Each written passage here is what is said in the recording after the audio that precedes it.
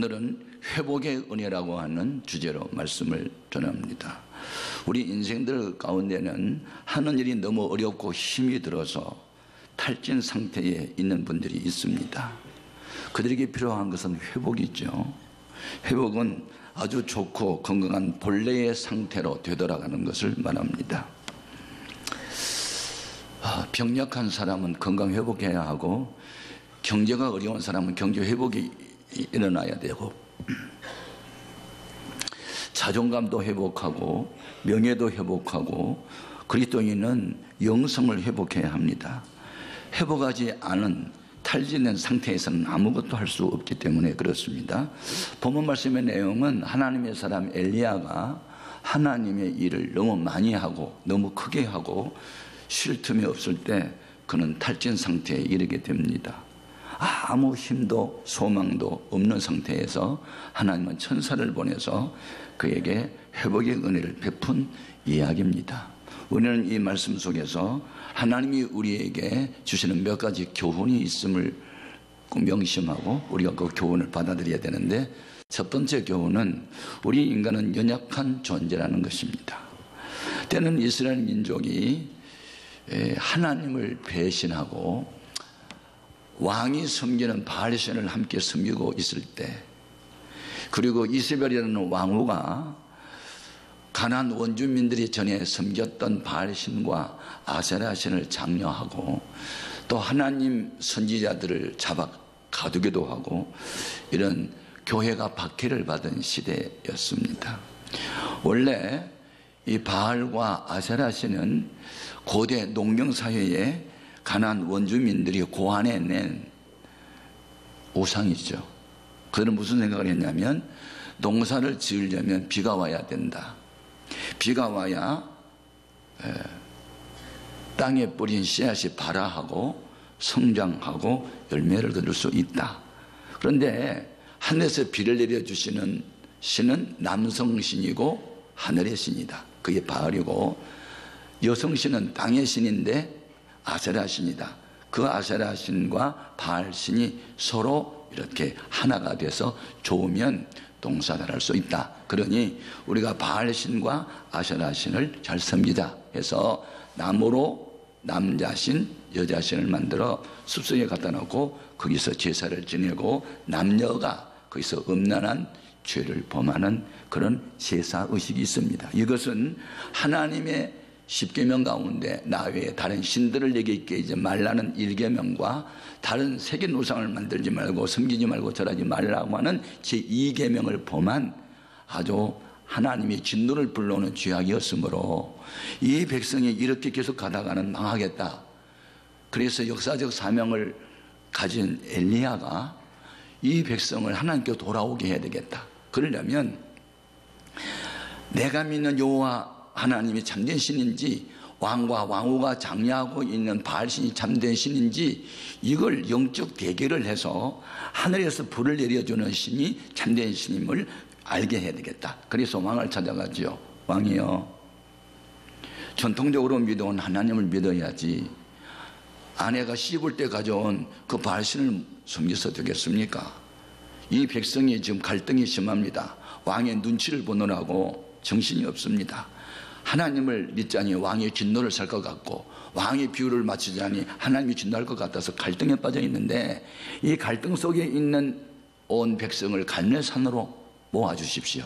그리고 이세벨이 장려하는 바알 선지자 450명, 아세라 선지자 400명, 850명도 다 모이게 하십시오. 그리고 각각 자기가 믿는 신의 이름을 불러서 응답하는 신이 참된 신이니 그를 믿도록 합시다. 그렇게 하자 해서 갈멜산상에 영적 대결이 일어납니다. 그래 바알 선지자들과 아세라 선지자들이 아침부터 저녁 소재 들을 시간까지 부르짖어 기도했지만 불로 응답하지 않습니다. 죽은 신이 무슨 응답이 있겠어요? 그런데 엘리야가 아브라함의 하나님이요, 이삭의 하나님이요, 이스라엘의 하나님이요, 내가 하나님의 종된 증거를 보여주시고 여호와만이 참된 신된 증거를 불로 응답하여 보여달라고 간구하니 불이 내려서 모든 재물을 다 태웁니다. 그러자 두 사이에서 머뭇거리고 있던 이스라엘 백성이 모두 하나님께로 돌아옵니다. 여호와가 참된 신이다. 여호와가 참된 신이다. 그래서 엘리야 편으로 돌아온 백성들과 함께 이 거짓된 선지자, 그동안에 우매한 백성을 속여온 이 거짓된 선지자를 처형시키자 해서 칼로 모두 그들을 죽입니다. 이 땅의 죄악의 씨를 말려버리자. 그래야 하나님의 진노가 풀리고 이 땅을 복줄 거다. 이제 그랬는데 이세벨은 자기가 귀하게 여긴 선지자들을 엘리야가 죽였단 말을 듣고, 그래, 이제는 내가 너를 죽이겠다.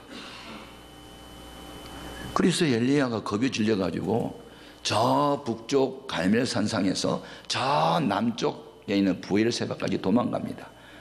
직선거리가 250km를 도보로 도망을 가서 사람이 거하지 않는 광야로 들어가 한 나무 그늘 앞에 내려가서 그냥 쓰러져 버렸어요. 기진한 상태. 그때 하나님이 천사를 보내서 그에게 필요한 물도 마시게 하고 음식도 먹게 하고 영성도 회복시켜서 다시 사명을 감당하게 하는 이야기가 오늘 18장과 19장에 나온 이야기인데, 이 엘리야의 사건을 통해서 하나님께서 우리에게 주신 교훈들이 몇 가지 있습니다. 첫 번째 준 교훈은 뭐냐면, 우리 인간의 연약한 것과 인간의 양면성을 보여준 것이죠. 예. 사람은 강할 때는 무척 강해 보여도 약할 때는 한없이 약한 존재입니다. 하나님의 신이 함께하면 산을 옮길 만한 능력도 나타나지만 잠깐 하나님을 등지게 되면 우리는 아무것도 아닌 존재가 되는 것이죠. 두 번째 준 교훈이 있어요. 왜 무너지느냐? 이유, 현상을 보지 말고 본질에 충실해야 한다는 걸 가르쳐줘요. 지금 엘리야가 왜 도망을 가지요? 도망가지 않으면 죽을 것 같으니까. 상황이, 형편이 현실을 도피할 수밖에 없는 상황이었어요. 그가 도망가게 된 이유, 3절 말씀 다시 한번 읽어봐요. 그가 이 형편을 보고, 무엇을 보고? 형편을 보고 일어나 자기의 생명을 위해 도망하여 유다에 속한 부활섬에 이르러 자기의 사원을 그곳에 머물게 하고, 여기서 중요한 단어가 형편을 봤다. 그리고 자기의 생명을 위해서 도망했다. 어제까지는 자기 생명 내놓고 하나님 영광을 위해서 살던 사람이 오늘 갑자기 자기를 생명을 위해서, 어제는 주님만 바랐는데 지금 형편을 바라볼 때 무너졌어요. 앞으로 여러분 어떤 현상 때문에 울고 웃지 마시고 본질, 즉 하나님과 관계 회복에 충실하시기를 바랍니다. 너무너무 귀한 것이죠. 예? 그동안에 이 엘리야는 현상에 붙잡혀 살았어요. 막 기도만 하면 응답을 주시니까 비 오지 않게 해달라고 기도했더니 비가 안 와요. 자, 열왕기상 17장 7절입니다. 땅에 비가 내리지 아니하므로 얼마 후에 그 시내가 마르니라. 딱 한마디 기도했는데 그대로 들어댔어요. 그렇게 재미가 들으니까 하나님 말씀에 순종을 했거든요. 그가 지명수배를 받고 있을 때, 쫓기는 신사가 됐을 때, 이세벨이 이제만 엘리야를 미워한 게 아니고 그전에도 계속 엘리야를 잡아 죽이고 싶었는데 지금은 저기 동굴 속에 숨어 있었잖아요. 하나님이 피신하라 해서. 그런데 어느 날 엘리야야, 너 사르밧에 있는 가난한 과부 집에 가서 음식 대접 좀 받아라. 갔잖아요. 가서 보니까 너무 가난해가지고 가루통에 가루가 한 움큼밖에 없어요. 그거 음식 만들어가지고 내게 가져오세요. 그 과부가 또 가져와요. 그거 먹고 축복했는데 그날 이후로 그 집에 양식이 떨어지지 않도록 계속 하나님 공급해 주시는 기적을 경험해요. 그 과부의 외아들이 병들어서 죽어요. 그러니까 하나님, 이 병든 아이 살려주세요 기도하니까 또 죽은 사람이 살아나요. 자, 열왕기상 17장 22절. 여호와께서 엘리야의 소리를 들으심으로 그 아이의 혼이 몸으로 돌아오고 살아난지라. 여러분, 죽은 사람이 살아난 거 기적이에요. 이런 기적의 연속 속에서 살아왔어요. 그래서 나타나는 현상에 확 사로잡혔어요. 예. 그런데 이제는 그 사실 하나님을 끝까지 바라봐야 되는데 가도 산이 계속 나타나니까 그 현상을 보고 낙심이 돼가지고 나 이제 주의를 그만하고 싶다. 나 이제 그만 살고 싶다, 죽어버리고 싶다, 그런 낙심이 들어와가지고 죽기를 구하는 자리에 가는 거예요. 이전처럼 어떤 일이 벌어져도 뭐 이스라엘이 나 미워한 게 지금이 아니고 옛날부터였는데 뭐 그까짓 미워하든 말든, 야 하나님이 내 생명 붙들면 내가 살지, 내가 죽인다 해서 내가 죽을 것 같아, 이러고 밀고 나가야 될 텐데 왜 이렇게 마음이 약해져가 도망가냐고요. 이게 인간의 양면성이네. 왜 사람을 못 믿나요? 때를 따라서 변하니까. 어저께는 그렇게 좋아 보이는 사람이 오늘 갑자기 배신하고 등을 돌려요. 남이 그런 게 아니라 내 자신도 어제까지는 하나님 없이 못 사는데 지금은 하나님이 싫어져 버렸어. 인간의 약한 존재임을 알아야 됩니다. 우리는 언제 약해지는가? 나타나는 현상을 볼 때, 어떤 부정적인 현상. 예수님이 산기도를 가셨어요. 저희들이 예수님이 없는 상태에서 갈릴리 호수에 밤에 노를 저어 가는데 강한 바람이 불어오고 파도가 일어서 배가 위태로워요. 그때 예수님이 산기도 하시다가 바다 위를 걸어서 오셔요. 저희들이 놀래가지고 누구야? 나다. 두려워하지 마라. 예수님이 확인됐자 베드로가 예수님이 무리를 다 걸어오시네, 나도 무리를 좀 걷게 해주세요. 와 걸어봐. 배에서 물로 뛰어들었는데 빠지지 않는 거예요. 너무 신기해. 그런데 갑자기 베드로의 귀에 무슨 소리가 들렸다? 강한 바람 소리가 들리더니 이렇게 바다를 보니 막 산더미 같은 파도가 밀려오니까 거기에 겁이 질리면서 의심이 되면서 두려워하는데 그만 물속으로 빠져가는 거예요. 무엇을 봤을 때? 현상을 봤을 때, 부정적인 상황을 봤을 때 무너졌어요. 그래서 물에 빠져요. 그때 베드로가 어떻게 다시 살아났죠? 주여 저를 도우소서, 저를 구원해 주소서 하고 파도를 바라보던 시선에서 주님을 바라보는 시선을 옮길 때, 그리고 주님의 도움을 구하고 손을 내밀 때 주님이 즉시 손을 내밀어 그를 건져줍니다. 자, 마태복음 14장 30절 이하에 바람을 보고 무서워 빠져가는지라 소리질러 이르되 주여 나를 구원하소서 하니 예수께서 즉시 손을 내밀어 그를 붙잡으시며 이르시되 믿음이 작은 자여 왜 의심하였느냐 하시고 배에 함께 오름에 바람이 그치는지라. 아멘.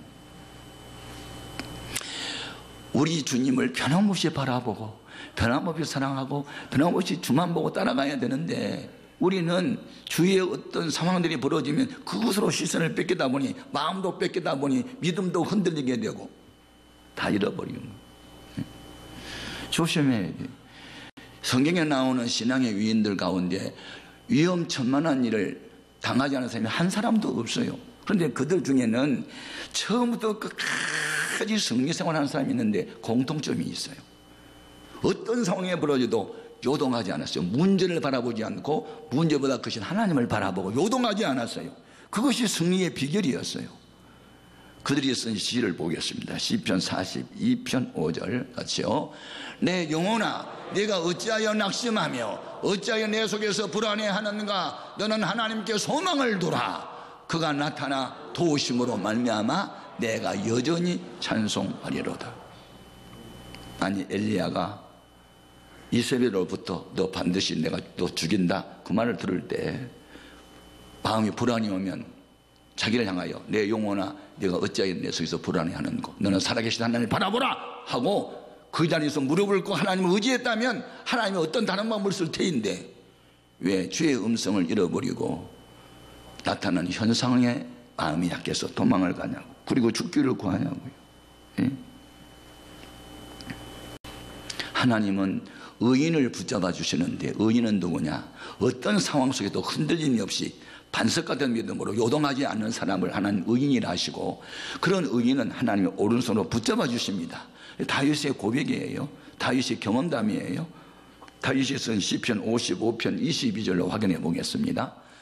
내 짐을 여호와께 맡기라. 그가 너를 붙드시고 의인의 요동함을 영원히 허락하지 아니하시리로다. 아멘. 우리의 믿음이 언제 무너지는가? 그렇게 믿고 사랑했던 사람이 갑자기 배신하고 등을 돌릴 때 무너집니다. 무너집니다. 내가 기대한 대로 일이 안 이루어지면 막 무너집니다. 우리는 내가 원하는 대로 어떤 일이 일어날 때만 하나님은 살아계시고, 내가 원하는 대로 안 되면 하나님 떠났다고 생각하면 안 됩니다. 고난도 나의 유익을 위해서 주신 것이라고 생각하고 그때 주님을 더 의지해야 될 줄 믿습니다. 흔들림이 없을 때 승리자가 되는 것입니다. 그런데 엘리야는 현상에 약해서 그만 도망을 갔다. 오늘 우리도 나타난 현상 때문에 상처받고 낙심될 때가 많다. 앞으로 우리는 어떤 현상이 나타나든지 간에 끝까지 주님을 의지하는 믿음을 가져야 된다. 아멘. 세 번째 준 교훈이 있어요. 그것은 회복의 은혜는 하나님만이 주실 수 있다는 겁니다. 탈진 상태에 나무 아래 쓰러져 있는 엘리야를 도와주신 분은 하나님이 천사를 통해서 도와주셨어요. 예? 아무것도 없어요. 떡도 없고 물도 없고 희망도 없고 용기도 없고 도전의식도 없고 아무것도 없는 거예요. 지금 다만 그에게는 죽음만 생각할 뿐이에요. 예? 이런 지쳐서 쓰러져 있는 엘리야를 누가 도와주느냐? 하나님이 천사를 보내서 도와주게 하는 거예요. 자, 본문 5절에서부터 8절까지 같이요. 로뎀나무 아래에 누워 자더니 천사가 그를 어루만지며 그에게 이르되 일어나서 먹으라 하는지라.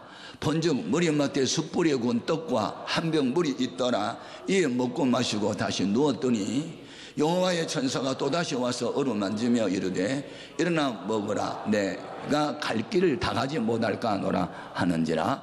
이에 일어나 먹고 마시고 그 음식물에 힘을 의지하여 40주 40야를 가서 하나님의 산 호렙에 이르니라. 아멘. 여러분이 인생을 살면서 천사를 만나보셨나요? 위기 상황에서. 저는 이 교회에 개척하고 오늘까지 오면서 수많은 고난이 있었지만 그때마다 천사들의 도움으로 우리 교회가 여기까지 왔고 저 생명 연장도 마찬가지. 천사가 누구냐?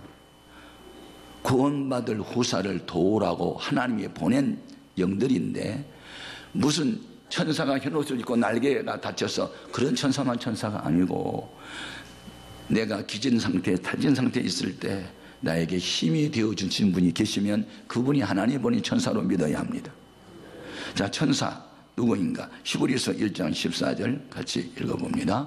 모든 천사들은 섬기는 영으로서 구원받을 상속자들을 위하여 섬기라고 보내심이 아니냐. 아멘. 네. 섬겨줄 필요가 있어요. 환자는 이게 돕는 자, 섬기는 자가 있어야 회복됩니다. 쓰러져 있는 사람은 손을 내밀어 일으키는 돕는 자가 있어야 일어나는 겁니다. 자력으로는 일어날 수가 없으니까. 예? 저는 이 말씀을 연구하면서 깨달았어요. 죽을 때 죽을지라도 하나님 이름을 부르면 하나님은 찾아오셔서 도우신다. 회복의 은혜는 하나님만 할 수 있는데 천사를 통해서 하시는데 천사가 누굴까? 우리보다 영성이 강한 부흥 강사들이 와서 집회를 인도할 때 하나님 말씀을 선포하는 주의 종들이 함께 할 때 우리의 영성은 깨어나게 되고 새로워지게 되는 줄 믿습니다. 그래서 부흥회도 하고 특별 새벽기도 선포하고 그래서 은사 집회도 하고 치유 집회도 그래야 하는 거 아니겠습니까? 영적 회복을 위하여. 예? 그러면 그동안 하나님이 함께한 엘리야를 그렇게 죽이고 싶어 했던 이세벨의 최후는 어떻게 됐을까? 궁금하지 않아요? 그렇게 악한 자 엘리야가 예언했어요. 저 여자 머지않아 하나님이 비참하게 할 거다. 그 시체를 개들이 먹는 날이 올 거다. 이렇게 예언을 해요. 누가? 엘리야가. 그 예언대로 돼요. 이 이세벨을 지키던 사람들이 어느 날 갑자기 마음이 바꿔가지고 여자를 들어서 창밖에 내 던졌는데 던져졌을 때 온몸이 막 돌에 부딪히면서 이게 분해돼 버렸어요. 그러니까 개들이 와가지고 그 시체를 먹어요. 그것을 보고 엘리야가 예언대로 됐다. 자, 열왕기하 9장 35절 이하 같이 보겠습니다. 가서 장사리 한적 그 두 골과 발과 그의 손 외에는 찾지 못한지라. 돌아와서 전하니 예후가 이르되 이는 여호와께서 그 종 디셉 사람 엘리야를 통하여 말씀하신 바 이르시기를 이스라엘 토지에서 개들이 이세벨의 살을 먹을지라. 그 시체가 이스라엘 토지에서 그런같이 밭에 있으리니 이것이 이세벨이라고 가리켜 말하지 못하게 되리라 하셨느니라 하였더라. 여러분 예언대로 됐어요. 그러면 이렇게 이세벨에게 시달리고 250km를 달려가 가지고 기진에서 쓰러져 버리고 그러면서도 하나님의 세임지서 다시 또 사명을 감당했던 엘리야의 최후는 어떻게 됐을까? 죽음을 경험하지 않고 하늘에서 불소리에 불병거가 내려오며 회오로 바람이 불어오면서 그냥 하늘로 승천하셨어요. 자, 열왕기하 2장 11절 같이요. 두 사람이 길을 가며 말하더니 불소리와 불말들이 두 사람을 갈라놓고 엘리야가 회오리의 바람으로 하늘로 올라가더라. 성경에 죽음을 보지 않고 곧바로 하늘로 올라간 사람 둘이 있어요. 에녹하고 엘리야. 여러분, 우리가 인생을 살 때 정말 기진할 때까지 하나님이 기뻐하는 일을 하게 되면 하나님은 우리에게 쉼을 주십니다. 아멘.